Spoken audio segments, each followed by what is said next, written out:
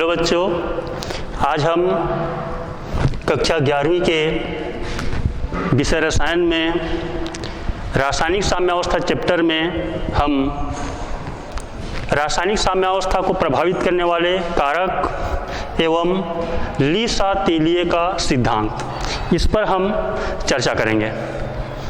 तो सर्वप्रथम यहाँ पर आपसे मैं चर्चा करने जा रहा हूँ साम्यावस्था को प्रभावित करने वाले कारक। साम्यावस्था को प्रभावित करने वाले कारक कौन कौन से ऐसे कारक हैं जो रासायनिक अभिक्रिया में जो साम्यावस्था होते हैं उसको प्रभावित करते हैं। इसमें मूल रूप से मुख्य यदि कहें अपन तो पहला है अभिकारक का सांद्रण, या अभिकारकों भी लिख सकते हैं, एक से अधिक अभिकारक हैं तब की स्थिति में। तो सर्वप्रथम अभिकारक का जो सांद्रण है, सांद्रण यानी सामान्य शब्द में यदि कहें समझने के तो मात्रा। यदि अभिकारकों की सांद्रण में वृद्धि करें या कम करते हैं तो अभी हम इस प्रकार से जो अभी उत्क्रमणीय अभिक्रिया में जो साम्यावस्था पढ़ रहे हैं, ऐसा चिन्ह बना रहे हैं, यह चिन्ह अब नहीं रह जाएगा। कब? जब हम इसमें सांद्रण में परिवर्तन करेंगे। जैसे मान लो यहाँ पर कोई भी उदाहरण लेते हैं इसमें, तो या तो अभिक्रिया जब सांद्रण में परिवर्तन किया जाए, सांद्रण में परिवर्तन, तो परिवर्तन करेंगे। परिवर्तन का मतलब दो तरीके से हो सकते हैं, वृद्धि भी हो सकता है, कमी भी हो सकता है। इसी को हम परिवर्तन बोलते हैं और अंग्रेजी में चेंज कहते हैं इसको। तो मान लीजिए परिवर्तन करेंगे तो अभी जो इस प्रकार से हम चिन्ह लगा रहे थे साम्यावस्था का चिन्ह, अब ऐसा नहीं रहेगा। अब हो जाएगा इसके बदले में या तो तीर चिन्ह को हम लेफ्ट हैंड साइड से राइट हैंड साइड की ओर हो सकता है, या हो सकता है अभिक्रिया इस प्रकार से राइट से लेफ्ट की ओर। वो इस पर निर्भर करेगा कि हम सांद्रण में, अभिकारकों के सांद्रण में कमी कर रहे हैं या वृद्धि कर रहे हैं, इस बात पर डिपेंड करेगा। अभी तक एक निश्चित ताप, दाब और सांद्रण पर ही चल रहा था, साम्यावस्था भंग हो जाएगा। अब या तो ऐसा ही होगा या तो ऐसा।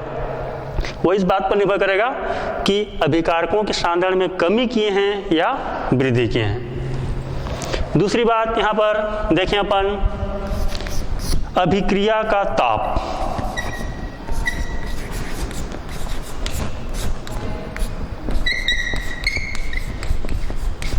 जो टेम्परेचर है रिएक्शन का, वो भी डिपेंड करेगा, वो भी निर्भर करेगा कि इस प्रकार के जो साम्यावस्थापन पढ़ रहे हैं चिन्ह, या तो जैसे से परिवर्तन करेंगे ताप में कमी हो जाए या ताप में वृद्धि हो जाता है, अब ऐसा चिन्ह नहीं रह जाएगा।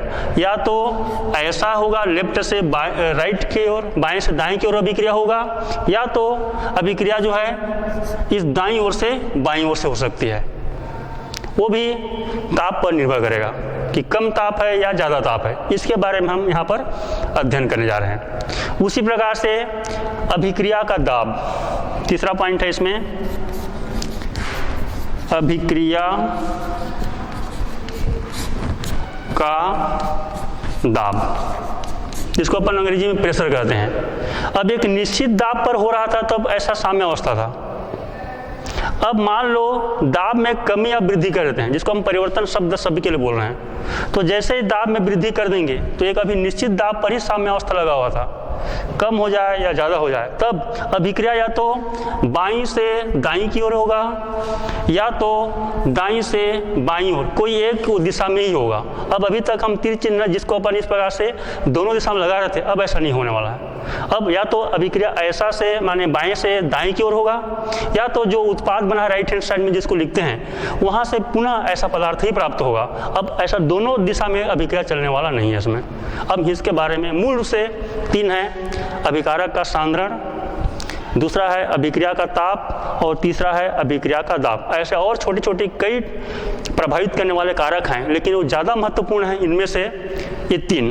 ऐसे एक कारक और होते हैं, मैं इसको केवल सांकेतिक रूप से लिख रहा हूँ, ये मुख्य से प्रभावित नहीं करता।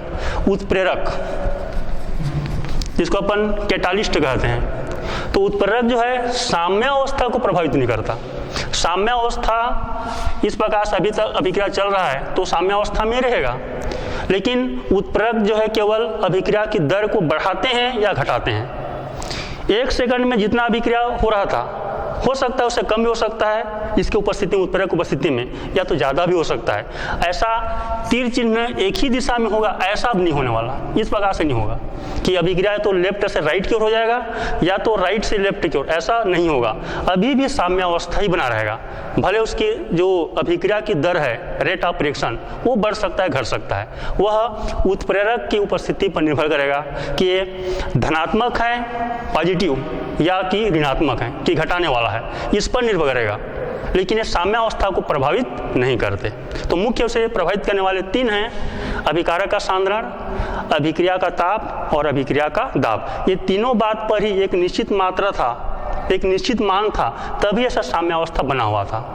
अब इसी पर हम यहाँ पर कौन कौन से ये तीनों कारकों के बारे में हमको डिटेल से पढ़ना है, डिटेल समझना है, और उस नियम को हम कहते हैं इसमें ली सा तेलिए का सिद्धांत।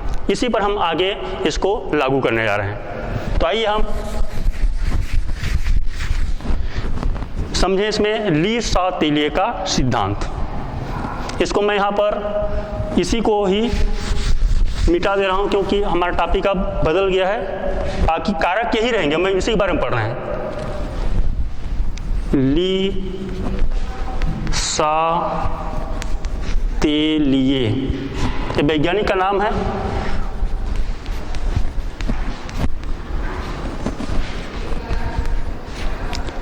उनके द्वारा दिया गया सिद्धांत है।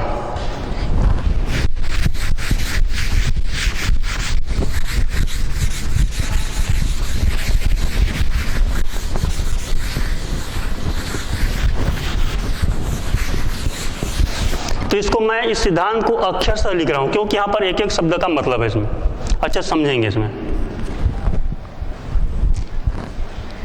उत्क्रमणीय अभिक्रिया की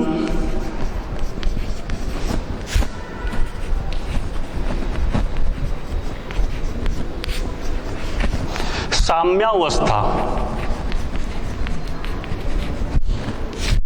को प्रभावित करने वाले कारक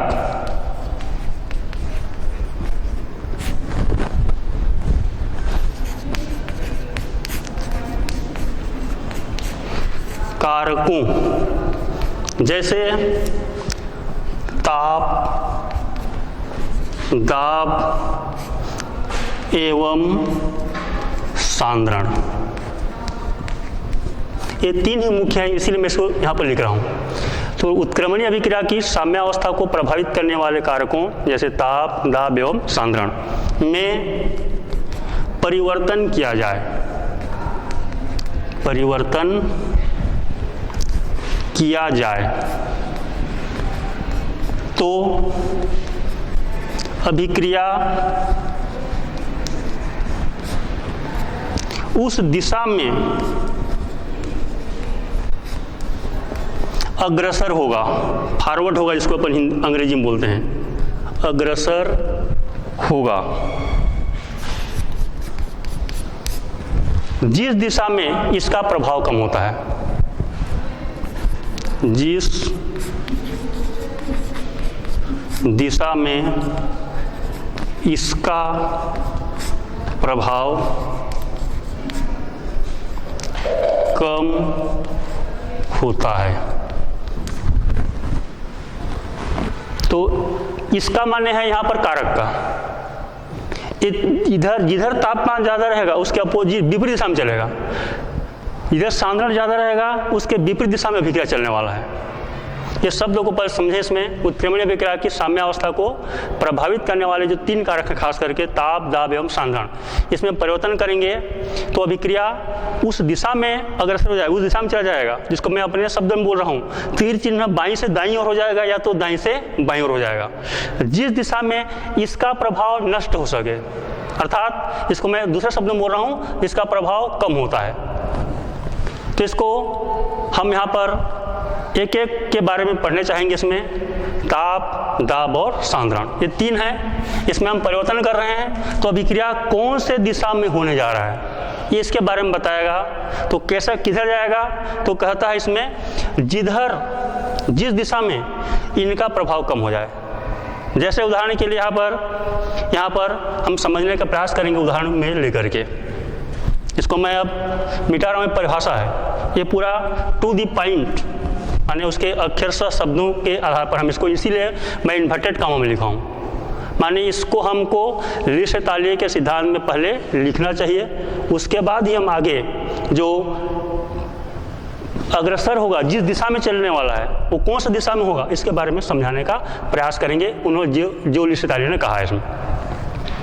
तो चलें अपन इसमें पहला इसको थ्योरेटिकल रूप से हम समझ लेते हैं, उसके बाद फिर उदाहरण लेंगे इसमें।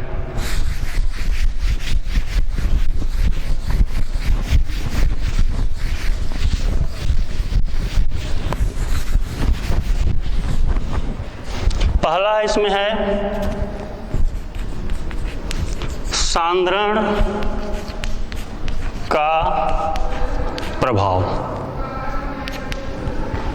तो खास करके सांद्रण का सीधा मतलब अभिकारक से ही होगा। यहाँ पर मैं थोड़ा सा और जानकारी के लिख दूँ इसमें, अभिकारक का सांद्रण, ऐसा लिख देता हूँ। इसमें क्या है, यही हमको यहाँ पर खास बात जाननी है। इसमें यदि अभिकारकों के सांद्रण में वृद्धि करें, मैं संक्षिप्त में अब इसको लिख रहा हूँ। यहाँ पर सांद्रण को हम अभिकारक का सांद्रण पढ़ेंगे, सांद्रण में वृद्धि करेंगे तब, अभी जो तीर चिन्ह हम ऐसा लिखे थे, इधर अभिकारक था, इसी को क्रिया कारक बोलते हैं, और इधर बनता है उत्पाद, जैसे को हम बोलते हैं क्रियाफल। तो यदि इस अभिकारक के सांद्रण में यानी बाईं ओर के पदार्थ की मात्रा में हम वृद्धि करेंगे, तब सांद्रण में वृद्धि करेंगे तो इसका रिजल्ट क्या होगा, इधर आगे देखिए। इसमें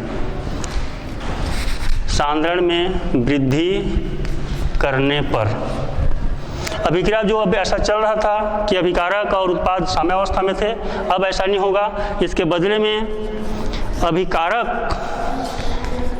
से उत्पाद ही बनेगा। अब अभिक्रिया बाईं ओर से दाईं ओर विस्थापित हो गया। अब जो तीर चिन्ह हम दाईं ओर से बाईं ओर लिखे थे, अब ऐसा होने वाला नहीं है। जब भी अभिकारक के सांद्रण में वृद्धि करेंगे, अर्थात लेफ्ट हैंड साइड की मात्रा, अभिकारक की मात्रा में वृद्धि कर दिया, तो अभिक्रिया उस दिशा में जाएगा जिस दिशा में इसका प्रभाव कम हो सके। तो इधर ज़्यादा अभी मात्रा, लेफ्ट हैंड साइड में अभिकारक की मात्रा ज़्यादा है, और इधर उसकी तुलना में अभिकारक की मात्रा इधर, क्योंकि अब अभिकारक की बात ही कर रहे हैं, तो बाईं ओर अभिकारक की मात्रा में वृद्धि कर रहे हैं, तो इधर कम है, इसलिए उधर चलेगा जिधर कम है। तो इधर बाईं तरफ में ज़्यादा है अभिकारक की मात्रा, वृद्धि कर रहे हैं तब। अब दाईं ओर में नहीं है, कम है उसकी मात्रा, तो अभिक्रिया बाईं से दाईं ओर हो जाएगा। अर्थात इसको दूसरे शब्दों में कहेंगे तो अधिक मात्रा में उत्पाद बनेगा, ताकि ये जो अधिक मात्रा है वो समाप्त हो सके। जैसे अधिक गर्मी रहता है तो हम क्या करते हैं, सामान्यतः हम पंखे का उपयोग कर लेते हैं। तो पंखे का उपयोग करने से क्या होता है, जो गर्मी है उसको भगाता है वो, ताकि शरीर में गर्मी का जो एहसास हो रहा है वो कम हो सके। तो ऐसा इसमें भी जिधर ज़्यादा प्रभाव हो रहा है उससे विपरीत दिशा में जाता है, ताकि उसका प्रभाव कम हो सके। तो अभिकारक ज़्यादा मात्रा में बाईं ओर और वृद्धि कर दी अभिकारक के सांद्रण में, तो अभिक्रिया दाईं ओर विस्थापित होती है, अर्थात अधिक से अधिक मात्रा में उत्पाद बनेगा। यदि मैं इसको दूसरे शब्दों में कहूँ तो अब फिर से ऐसा नहीं बनने वाला कि उत्पाद जो बना हुआ है फिर से अभिकारक बन रहा है, ये कंडीशन अब आने वाला नहीं है। तो जब भी हमको अधिक मात्रा में उत्पाद प्राप्त करना होगा तब हमेशा अभिकारकों के सांद्रण में वृद्धि करना होगा। ये टू द पॉइंट है इसमें। जब भी हमको अधिक उत्पाद प्राप्त करना होगा तब की कंडीशन में एक ही बात लागू होगी। कब? जब ऐसा इस प्रकार के उत्क्रमणीय अभिक्रिया, तब हमेशा सांद्रण में वृद्धि करना पड़ेगा। इस पॉइंट को टू द पॉइंट नोट कर लें। कोई भी अभिक्रिया हो, उत्क्रमणीय हो और हमको अधिक उत्पाद बनाना है तो यही हमको करना होगा पहला काम। अब चलता हूं मैं दूसरा, बाद में उदाहरण को दूंगा मैं ढेर सारे, लेकिन अभी मैं केवल अभी उसके जो सैद्धांतिक पक्ष हैं उसी को मैं यहाँ पर रख रहा हूँ। बताता हूँ उसमें दूसरा टॉपिक यहाँ पर लेता हूँ मैं, ताप का, अभिक्रिया का ताप। यहाँ पर केवल ताप कहना भी ठीक नहीं, इसमें अभिक्रिया का ताप। ये टेम्परेचर भी हम अभी पढ़ रहे हैं, तो जिधर टेम्परेचर ज़्यादा होगा उसके विपरीत दिशा में अभिक्रिया चलेगा। चाहे बाईं ओर होगा तो दाईं ओर चलेगा, दाईं ओर का टेम्परेचर अभिक्रिया में होगा तो अभिक्रिया विस्थापित हो जाएगी और दाईं ओर से बाईं ओर हो जाएगी। तो इसको हम तापमान के आधार पर या उष्मा के आधार पर हम अभिक्रिया को दो भागों में बांटते हैं। एक को कहते हैं उष्माक्षेपी और एक को कहते हैं उष्माशोषी। उष्माक्षेपी अभिक्रिया, उष्माक्षेपी अभिक्रिया उसे कहते हैं जिस अभिक्रिया में उष्मा बाहर निकलती है। कोई भी पदार्थ अभिक्रिया हो, जैसे मैं अभी केवल समझने के लिए लिख रहा हूँ, एक अभिकारक है ए और बी, दोनों अभिक्रिया कर रहे हैं। मान लो अभी उत्क्रमणीय अभिक्रिया है और मान लो कोई यहाँ पर क्रियाफल बनाए या उत्पाद बनाए।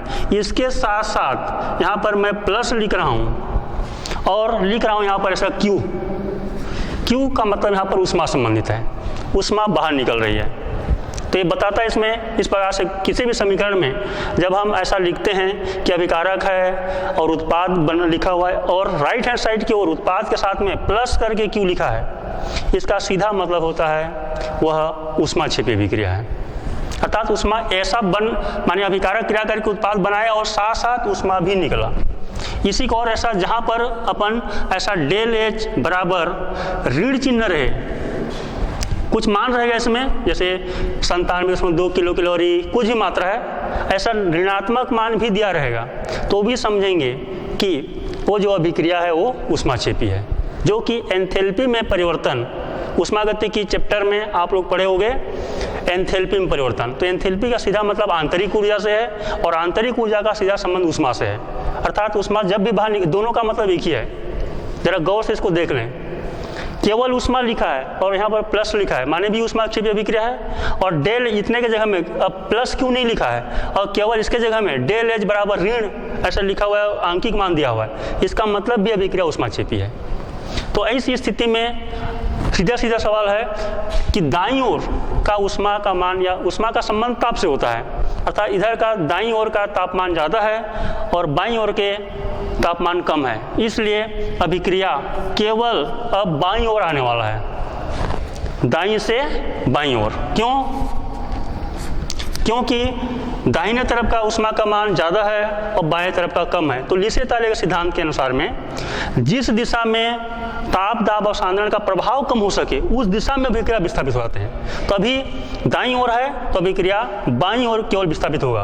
अब अभिकारक से फिर उत्पाद बनने वाला नहीं है, जो बना हुआ उत्पाद था वो फिर से टूट जाएगा और केवल जिसको हम अभी अभिकारक बोल रहे थे वो ऐसा बन करके खत्म हो जाएगा। वो इस प्रकार से विस्थापित होते हैं। इसके ठीक विपरीत यदि हम उष्मा शोषी की बात करते हैं, इसमें उष्मा शोषी अभिक्रिया, उष्मा शोषी अभिक्रिया किसे कहते हैं? जिस रासायनिक अभिक्रिया में उष्मा अवशोषित होती है, जिसको आप लोग 9वीं और 10वीं की पूर्व कक्षाओं में पढ़ चुके हैं। उष्माक्षेपी का मतलब होता है जिसमें उष्मा बाहर निकलते हैं जिस अभिक्रिया में, और उष्मा शोषी अभिक्रिया का अर्थ होता है जिस रासायनिक अभिक्रिया में उष्मा का अवशोषण होता है, उसको हम उष्मा शोषी। शोषी का सामान्य मतलब है शोषण करना, शोषण का मतलब यहाँ पर है अवशोषण, माने सामान्य शब्द में इसको वृद्धि शब्द भी समझ सकते हैं। तो इसमें क्या होते हैं, जैसे उदाहरण के लिए एक अभिकारक है ए, दूसरा अभिकारक है बी, मान लो अभिक्रिया हो। चूँकि हम अभी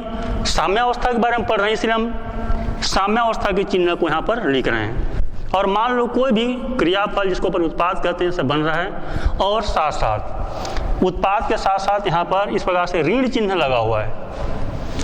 यहाँ पर धन था तो ऊष्माक्षेपी अब ऋण हो गया है, और यहाँ पर मैं केवल Q लिख रहा हूँ, यही ऊष्मा का मान है, चाहे कोई भी मान हो, 101 दशमलव कुछ भी कैलोरी हो जाए, कोई भी आंकिक मान रहेगा, चाहे किलो जूल में हो, चाहे किलो कैलोरी में है, चाहे कैलोरी में है। इस प्रकार से जब लिखा रहेगा तो हमको समझना है कि अभिक्रिया ऊष्मा शोषी है। इसी को मैं दूसरे शब्दों में कहूँ, इसमें इस -Q को पक्षांतर कर दें अपन, तो ये जो दाईं तरफ लिखे हैं वो हो जाएगा बाईं तरफ, और चिन्ह बदल जाएंगे। ये जो बाईं तरफ इस प्रकार से या लिख रहा हूँ मैं इसी को A + B, इस प्रकार से ऊष्मा, तो यहाँ पर जो ऊष्मा माइनस में है, इधर यदि इसी को पक्षांतर के लिखेंगे तो इस प्रकार से ये +Q हो जाएगा ये, अर्थात दिशा बदल गया है, मान को चेंज कर देंगे, अब चिन्ह बदलता है हमेशा। तो इस प्रकार से इसका चिन्ह जो है ऋण में था धनात्मक हो जाएगा। अर्थात हम इसको समझ सकते हैं कि दोनों पदार्थ A और B ऊष्मा को अवशोषण कर रहे हैं, तभी ऐसा उत्पाद बना रहे हैं, इसमें ये उत्पाद बन गया इसमें। तो जो अभिक्रिया है ये ऊष्मा शोषी है, और जब भी ऊष्मा शोषी होगा तब दाईं तरफ के ऊष्मा का मान कम हो गया और बाईं तरफ के ऊष्मा का मान अधिक हो गया, इसलिए अभिक्रिया जिधर कम है उधर चलेगा। तो इधर बाईं तरफ अधिक ऊष्मा अधिक है, इसलिए अभिक्रिया केवल अब यहाँ पर दाईं ओर ही विस्थापित होगी। ऊष्मा शोषी अभिक्रिया जब भी होगी तो अभिक्रिया दाईं ओर अब विस्थापित हो जाएगी अधिक होने पर।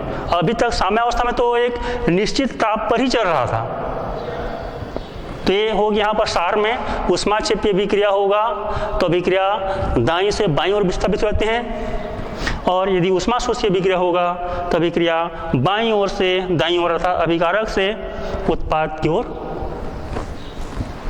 विस्थापित हो जाते हैं। इसी प्रकार से अगला जो कारक है जिसे हम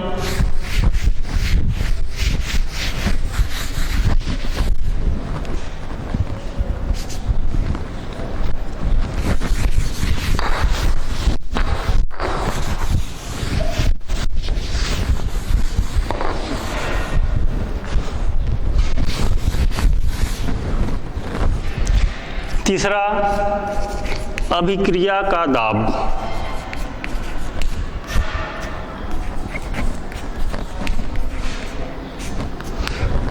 तो जो दाब होते हैं वो खास करके गैसीय अभिकारकों के लिए ज़्यादा लागू होते हैं। तो दाब का संबंध होता है आयतन से।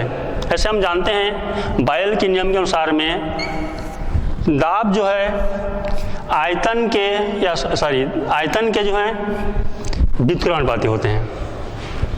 कब? जब तापमान स्थिर हो, T का मान जब हम स्थिर रखते हैं, निश्चित ताप हो रहा है, तो दाब को बढ़ाओगे तो आयतन में कमी होगा, या आयतन को बढ़ाओगे तो दाब में वृद्धि होगा। इसको हम बोलते हैं बायल का नियम। ये नियम है बायल का नियम।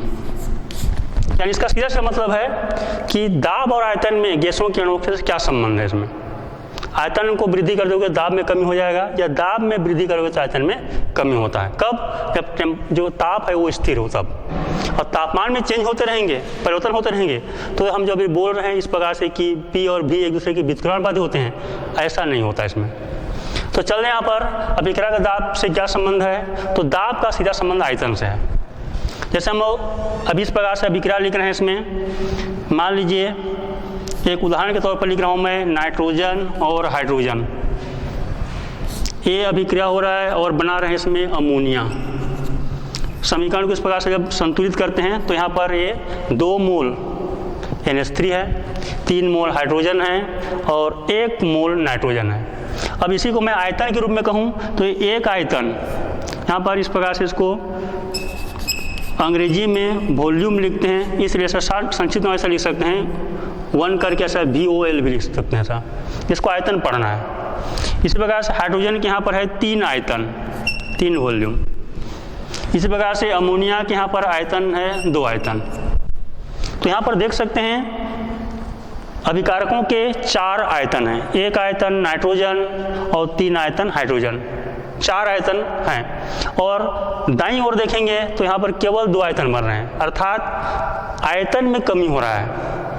इस प्रकार का हम अभी जो अभिक्रिया बताया हूँ इसमें आयतन में कमी हो रही है, इसका सार ही इसमें आयतन में कमी। तो उस स्थिति में दाब में वृद्धि करना पड़ेगा।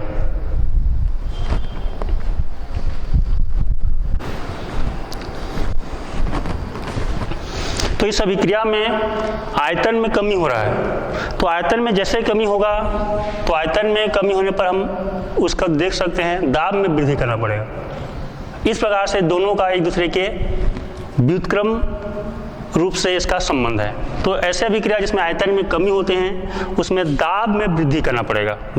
कोई भी अभिक्रिया हो, आयतन में कमी हो रहा है तो दाब में वृद्धि करना पड़ेगा। इसमें इसको हम समझ सकते हैं। इसमें दाब में वृद्धि क्यों करना चाहेंगे?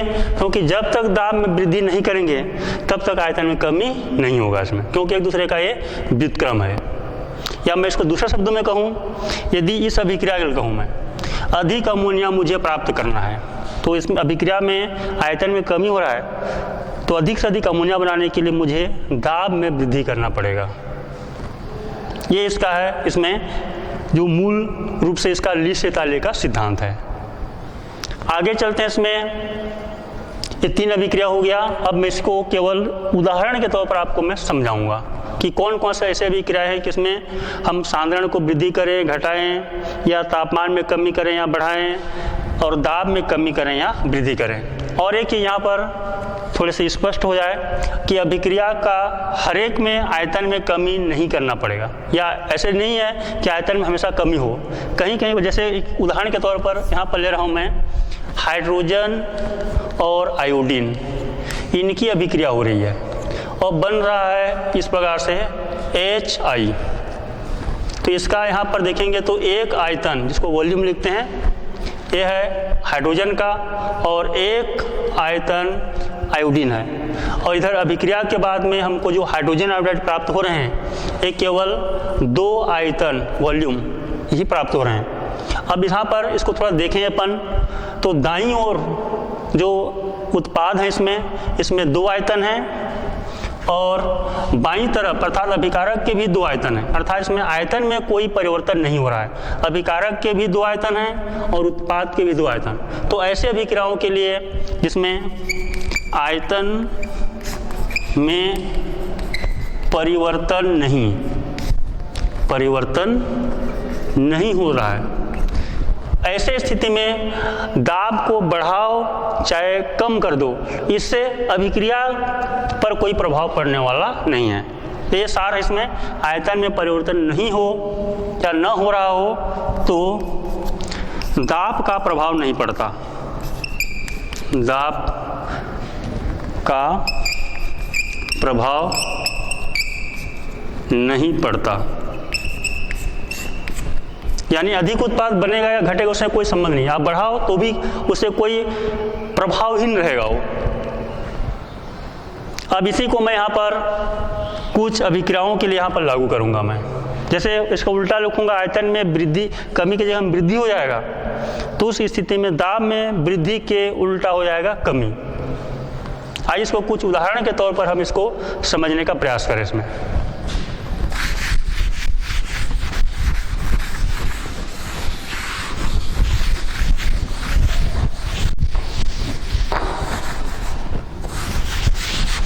इसी उदाहरण को मैं ले रहा हूं। इसमें ये उदाहरण नंबर 1, पहला उदाहरण है N2 प्लस H2, नाइट्रोजन और हाइड्रोजन अभिक्रिया करके बना रहे हैं अमोनिया। इस प्रकार से रासायनिक अभिक्रिया दी हुई है।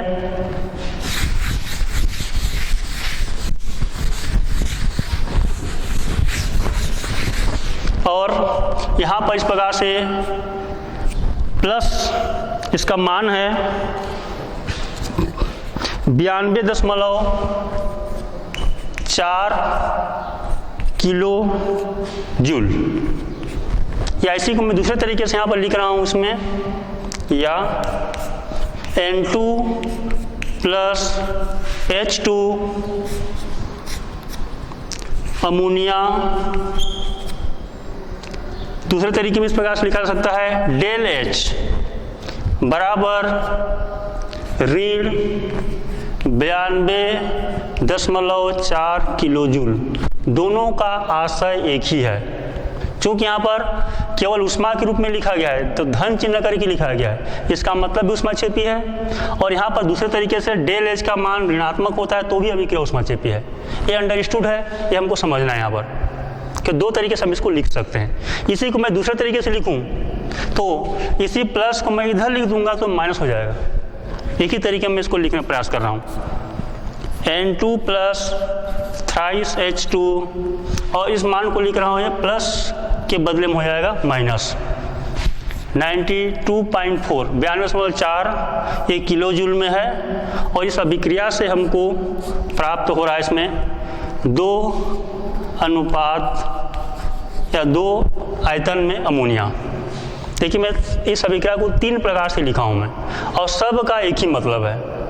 सबका मतलब एक ही है, दिशा को हमने कहीं कहीं पर बदल दिया इसमें। और ये सभी अभिक्रिया ऊष्माक्षेपी हैं। क्यों? क्योंकि यहाँ पर डेल एच का मान ऋणात्मक है या उत्पाद बनने के बाद में, अमोनिया बनने के बाद में ऊष्मा निकल रही, तो जितना निकल रहा है उसको हमने धन करके ऐसा लिखा हुआ है। तो यहाँ पर पहला कंडीशन प्रश्न है, इसमें अधिक अमोनिया प्राप्त करने के लिए शर्त लिखिए। ली से ताले के सिद्धांत के आधार पर अधिक अमोनिया प्राप्त करने के लिए शर्त, अधिक, इसको मैं ऐसा कर देता हूँ अभी समझने के लिए आपके। ये पूरा प्रश्न है, यहाँ पर ये पूरा प्रश्न है।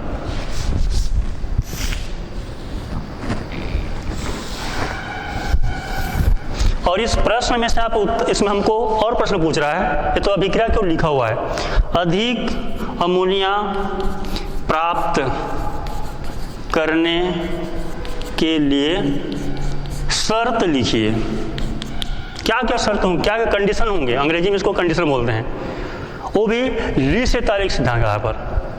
तो क्या क्या इसमें होगा, पहला है इसमें, पहला अभिकारक का या अभिकारकों का सांद्रण, अभिकारकों का सांद्रण। तो अभी शुरू में बताया गया ली से ताले के सिद्धांत के आधार पर, यहाँ पर अभिकारक है नाइट्रोजन और हाइड्रोजन। तो अभिकारकों के सांद्रण में क्या करें, वृद्धि करेंगे। तो जब भी वृद्धि करेंगे तो इधर बाईं तरफ उसका मात्रा ज़्यादा हो जाएगा, तो अभिक्रिया दाईं ओर अपने आप विस्थापित हो जाएगा।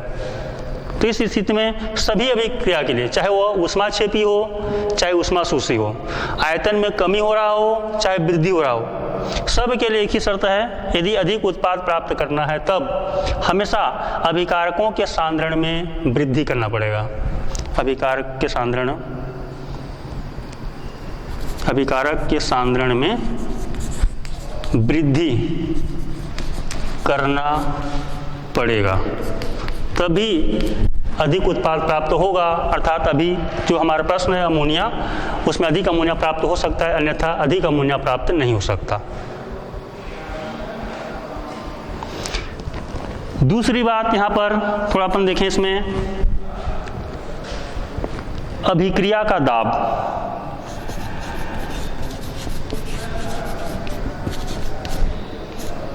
अभिक्रिया का दाब। इस अभिक्रिया में एक आयतन नाइट्रोजन है और 3 आयतन, जिसको अपन संक्षिप्त इस प्रकार से VOL लिखते हैं, वॉल्यूम। तो 3 आयतन हाइड्रोजन और 1 आयतन नाइट्रोजन है, और बन रहा है यहाँ पर उत्पाद केवल अभी 2 आयतन। तो यहाँ पर इस अभिक्रिया में आयतन में कमी हो रही है, उत्पाद में आयतन में कमी हो रही है। इसलिए हमको दाब में वृद्धि करना पड़ेगा। चूँकि अभी मैं इसके बारे में अभी चर्चा कर रहा था, जिस अभिक्रिया में भी आयतन में कमी होता है तो अधिक से अधिक उत्पाद प्राप्त करने के लिए दाब में वृद्धि करना पड़ता है। तो इसीलिए यहाँ पर लिख रहा हूँ मैं, संक्षिप्त में लिख रहा हूँ मैं, इसलिए दाब में वृद्धि करना पड़ेगा।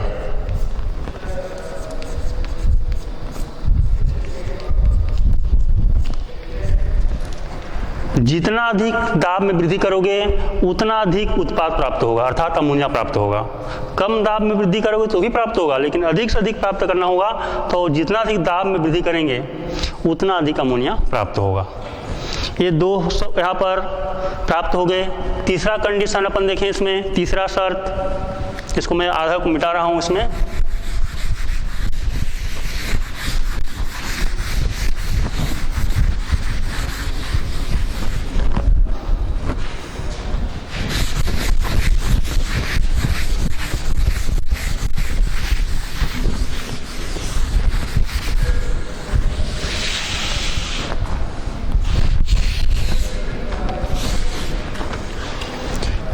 तीसरी जो उसकी शर्त थी इसमें, ताप का प्रभाव।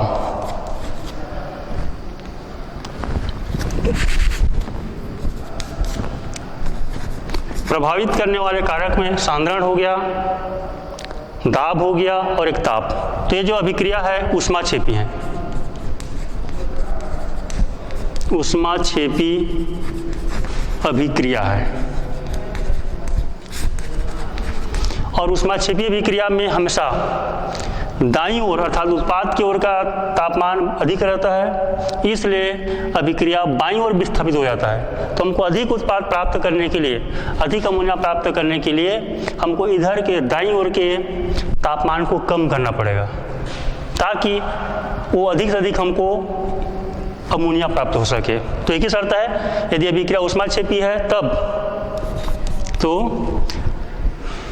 ताप में कमी करना पड़ेगा। ये हर एक रिएक्शन के लिए कॉमन है, इस सूत्र को आप याद रख लीजिए। कोई भी अभिक्रिया ऊष्माक्षेपी है और हमको अधिक से अधिक उत्पाद प्राप्त करना है तो हमको एक ही कंडीशन करना है, चाहे वो कोई भी अभिक्रिया हो। नाम मैं नहीं बोल रहा हूँ कि केवल नाइट्रोजन और हाइड्रोजन और अमोनिया बनने वाला नहीं है, कोई भी रिएक्शन हो, अभिक्रिया ऊष्माक्षेपी है तो यही काम ही करना पड़ेगा। तो ताप में कमी करना पड़ेगा। तो जितना इधर कमी करोगे दाईं ओर, तो अभिक्रिया जिधर कमी होता है उधर अभिक्रिया आगे बढ़ता है। तो इधर ऑलरेडी दाईं ओर कम हो जाएगा तो बाईं ओर का तापमान बढ़ जाएगा, तो अब अपने आप अभिक्रिया दाईं ओर को ही विस्थापित होगा, जिधर कम होगा उधर विस्थापित होगा। इसीलिए अब साम्यावस्था भंग हो जाएगा और अभिक्रिया केवल राइट हैंड साइड की ओर दाईं ओर ही विस्थापित होगा, अर्थात अधिक से अधिक अमोनिया प्राप्त होगा। इस प्रकार से, और उसका उल्टा होगा, ऊष्माक्षेपी के उल्टा ऊष्माशोषी, तो ताप में वृद्धि करना पड़ेगा। आइए उसका भी हम एक उदाहरण लेते हैं। इसमें इसको मैं मिटा रहा हूँ, यह अमोनिया संबंधित प्रश्न हो गया।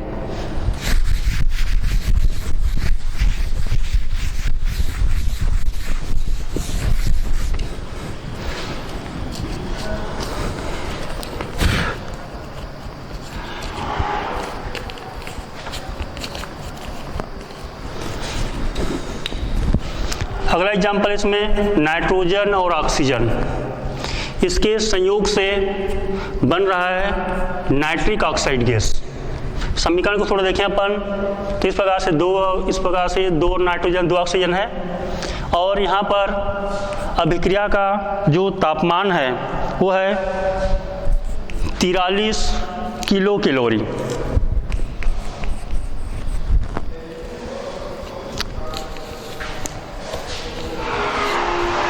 इसमें ये माइनस होगा, यहाँ पर ये ऐसा माइनस लिख दिया उसको मैं, या इसी को लिख रहा हूँ। इसके जगह में मैं समझने के लिए यहाँ पर यदि डेल एज का मान दिया होता, मान लो इतने का मान चेंज हो रहा है, या ये तो बनेगा उत्पाद, डेल एज का मान ऐसा लिखा हुआ है इसमें, धन 43 किलो कैलोरी। मैं इसी रूप में लिख रहा हूँ ताकि हमको समझ आए कि हम किस प्रकार से अभिक्रिया को हम समझ रहे हैं इसमें। तो ये समीकरण को देखकर समझ सकते हैं कि दाईं ओर ऐसा माइनस करके ऊष्मा लिखा है, यानी अभिक्रिया ऊष्माशोषी है। ये अभिक्रिया उष्मा शोषी है, क्योंकि उसी के आधार पर हमको ताप में कम ज़्यादा करना पड़ेगा। तो पहला शर्त है यहाँ पर अधिक NO, जिसको नाइट्रिक ऑक्साइड कहते हैं, प्राप्त करने का शर्त। कौन कौन सा कंडीशन होंगे, शर्त होंगे? पहला है अभिकारकों का सांद्रण। 3 ही कारक हैं मुख्य रूप से, अभिकारकों का सांद्रण। तो इसमें क्या हो रहा है, देखिए, हमेशा अभिकारक का सांद्रण जब भी बढ़ाओगे हमेशा अधिक, क्योंकि बाईं ओर का मान सांद्रण का मान ज़्यादा होगा, दाईं ओर के सांद्रण का मान हमेशा कम हो जाएगा, इसलिए अभिक्रिया हमेशा दाईं ओर ही विस्थापित होगा। तो एक ही शर्त है इसके लिए, तो अभिकारकों का सांद्रण वृद्धि करना पड़ेगा। ये हर एक अभिक्रिया के लिए है, कोई भी अभिक्रिया हो, चाहे उष्माक्षेपी हो चाहे उष्माशोषी हो, आयतन में कमी हो रहा हो चाहे वृद्धि हो रहा हो, एक ही लागू है इसमें, वृद्धि करना पड़ेगा। अगला चलें, दूसरी यहाँ पर है ताप की बात कर रहे हैं अपन, अभिक्रिया का ताप, टेम्परेचर ऑफ रिएक्शन, अभिक्रिया का ताप। तो ये जो अभिक्रिया है उष्मा शोषी अभिक्रिया है। मैं इसको संक्षिप्त में लिख रहा हूं, अभिक्रिया उष्मा शोषी है। कैसे जाने? डेल एच का मान धनात्मक है, या इसी को लिखेंगे तो समीकरण के दाईं ओर ऐसा ऋण करके लिखें, इसका मतलब भी इसी को मैं ऐसा पक्षांतर करता तो ऋण 43 किलो कैलोरी है, वो बाईं ओर आकर के धन 43 किलो कैलोरी हो जाता वो। तो धन है माने दोनों अभिकारक उस उष्मा को अवशोषण करके बना रहे हैं। तो उष्मा शोषी है तो हमेशा तापमान में वृद्धि करना पड़ेगा। एक ही शर्त है इसके लिए, यदि अभिक्रिया उष्मा शोषी है तो अधिक, क्योंकि हमारा शर्त ही है अधिक उत्पाद, या नाइट्रिक एसिड, अभी उदाहरण के लिए हम नाइट्रिक एसिड बोल रहे हैं, अधिक उत्पाद जब भी प्राप्त करना हो तो यहाँ पर ताप में वृद्धि करना पड़ेगा। जितना अधिक ताप बढ़ाओगे तो बाईं, चूंकि अभिक्रिया उष्मा शोषी है तो बाईं ओर ही उष्मा का अवशोषण हो रहा है, इसलिए यहाँ पर और अधिक तापमान बढ़ाएंगे तो और अधिक इधर बाईं ओर का तापमान बढ़ेगा या उष्मा बढ़ेगा, तो दाईं ओर का उष्मा कम हो जाएगा, इसलिए अभिक्रिया दाईं ओर अपने आप विस्थापित होता जाएगा इसमें। इस प्रकार से यह अभिक्रिया हो रहा है। तो हमेशा उष्माक्षेपी जब भी होगा, उष्मा शोषी जब भी होगा, तो हमेशा कोई भी रिएक्शन हो ताप में हमेशा वृद्धि करना पड़ेगा, केवल अधिक उत्पाद को प्राप्त करने के लिए, चाहे वो अभिक्रिया आयतन में कमी हो रहा हो चाहे वृद्धि हो रहा हो, इससे कोई संबंध नहीं है। इसमें केवल एक ही शर्त हमको देखना पड़ेगा, अभिक्रिया उष्माक्षेपी है या उष्मा शोषी है। कैसे जानेंगे? मैं पुनः एक बार और रिपीट कर दे रहा हूँ, डेल एच का मान धनात्मक लिखा हुआ है, इसका मतलब अभिक्रिया उष्मा शोषी है, या इसी को ऐसा करके अभिक्रिया को लिखा हुआ है और दाईं ओर उत्पाद जो लिखा हुआ है उसके दाईं ओर समीकरण के ऋण चिन्ह करके लिखा है। तो इसी को मैं यदि पक्षांतर करते हैं, इसने ऋण 43 को इधर लिखते हैं तो अपने आप धन 43 हो जाएगा। इसका मतलब है ये दोनों क्रिया कर रहे हैं तो उतने उष्मा को अवशोषण करके हो रहे हैं। तो उष्मा शोषी अभिक्रिया की पहचान है। तो जब भी उष्मा शोषी अभिक्रिया होगा, एक ही कंडीशन है, ताप में जब तक वृद्धि नहीं करोगे तब तक अधिक उत्पाद प्राप्त नहीं होगा। ये इसका, इसीलिए मैं यहाँ पर शब्द में क्रमशः लिख रहा हूँ, आप लोग इसको नोट कीजिए। ये तो कॉमन बता दिया, मैं शुरू में एक बार रिपीट कर दे रहा हूँ। जब भी अभिकारक का सांद्रण की बात आएगी, चाहे अभिक्रिया उष्माक्षेपी हो चाहे अभिक्रिया उष्मा शोषी हो, आयतन में कमी हो रहा हो चाहे वृद्धि हो रहा हो, हमेशा उसमें अभिकारकों के सांद्रण में हमेशा वृद्धि करना पड़ेगा, तभी उत्पाद प्राप्त होंगे। क्योंकि अभिकारक ही नहीं रहेगा तो उत्पाद कहाँ से प्राप्त होगा? ये सीधे सीधे शर्त है इसमें, पंखा ही नहीं रहेगा तो हवा कहाँ से मिलेगा? तो जितना अधिक पंखा बढ़ाओगे उतना अधिक से अधिक हवा मिलेगा, वैसे जितना अधिक अभिकारक मिलाओगे उतना अधिक से अधिक उत्पाद प्राप्त होगा इसमें। तो इधर बाईं ओर का अभिकारक की मात्रा बढ़ेगी, वही मात्रा माने ही सामान्य शब्दों में सांद्रण है, वो विज्ञान शब्दों में हम सामान्य जिसको भाषा में चलती फिरती भाषा में मात्रा बोल देते हैं, उसको विज्ञान में सांद्रण कहा गया है। तो इधर जितना मात्रा बढ़ाओगे उधर उतना ही उत्पाद प्राप्त होगा। जैसे हालर में जाते हैं, जितना ज़्यादा धान हालर में डालोगे उतना ज़्यादा चावल मिलेगा, कम धान डालोगे तो कम चावल मिलेगा। इसी प्रकार से ये भी कंडीशन इसमें प्राप्त होंगे। अब अगला है इसमें सांद्रण और ताप के बाद में तीसरा है दाब का प्रभाव। मैं केवल दाब लिख दे रहा हूँ इसमें। क्या करना पड़ेगा, दाब में कम करें कि वृद्धि करें, या प्रभाव होगा कि भी नहीं। तो यहाँ पर देखिए दाब का सीधा संबंध आयतन से होता है। तो इस अभिक्रिया में एक आयतन नाइट्रोजन है और एक आयतन ऑक्सीजन है, केवल अभिकारक के 2 आयतन हैं, और उत्पाद में यहाँ पर केवल 2 आयतन हो रहा है। तो दाईं ओर और बाईं ओर के आयतन में कोई परिवर्तन नहीं है, समान है इसमें। तो यहाँ पर लिख रहा हूँ मैं, आयतन में परिवर्तन नहीं हो रहा है, आयतन में परिवर्तन, जिसको मैं मिटा दे रहा हूँ, आयतन में परिवर्तन नहीं हो रहा है। इसलिए दाब में कोई परिवर्तन, माने दाब में परिवर्तन करने से भी कोई प्रभाव नहीं पड़ेगा, या दाब का प्रभाव नहीं पड़ेगा। इसलिए ये संकेत में लिख दे रहा हूं मैं, इसलिए दाब का प्रभाव नहीं होगा।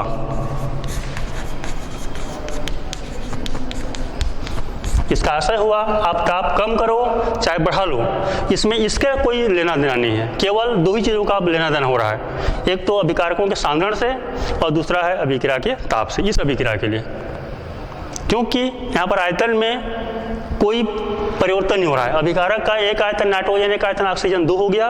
राइट हैंड साइड की ओर भी चल रहे हैं, दाहिने ओर वो भी 2 आयतन है। तो आयतन में जब भी कोई परिवर्तन नहीं होगा तो दाब प्रभावहीन रहेगा, दाब बढ़ाओ चाहे घटाओ, इससे उसका कोई लेना देना नहीं है। तो इसमें 2 ही चीज़ों पर इसका अधिक उत्पाद प्राप्त करने के लिए फोकस रहेगा इसमें। तो ये सब अक्षरशः आप इसको लिखिए, आपको समझने में आसान होगी इसमें, जिसको मैं शुरू में भी लिख दिया हूँ। ऐसा अभिक्रिया हो रहा है जिसमें आयतन में परिवर्तन नहीं हो रहा है तो दाब का कोई प्रभाव नहीं होगा। उसी नियम को बार बार आपको लागू करना है, चाहे कोई भी अभिक्रिया हो।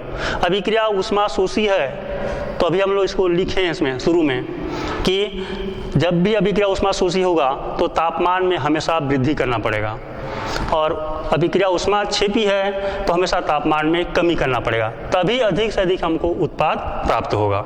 और एक कॉमन है सबके लिए, अभिकारकों के सांद्रण में हमेशा वृद्धि करते रहोगे तो हमेशा ही उत्पाद की मात्रा बढ़ती जाएगी। ये कुछ, और उत्प्रेरक का मैं बता चुका हूँ शुरू में, उत्प्रेरक आप मिलाओगे तो केवल अभिक्रिया की दर में कमी या वृद्धि हो सकती है, ऐसा उत्पाद बनने की दर अपने आप, चूँकि अभिक्रिया ऑलरेडी पहले से साम्य अवस्था में है, इसलिए अधिक उत्पाद बनने के लिए उसमें कोई शर्त उसके लागू नहीं होगा, उत्प्रेरक का कोई प्रभाव नहीं होगा।